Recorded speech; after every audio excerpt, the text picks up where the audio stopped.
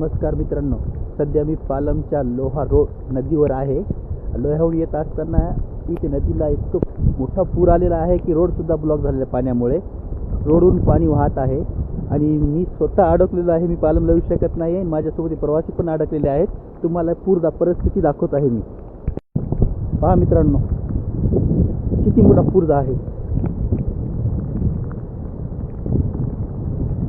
सध्या आम्ही अडकलेत.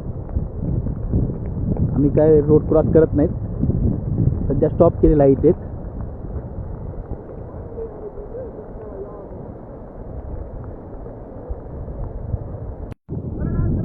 पहा मित्रांनो, पाण्याचा प्रवाह कसा आहे. नदीचे पूर्ण पात्र भरलेले आहेत.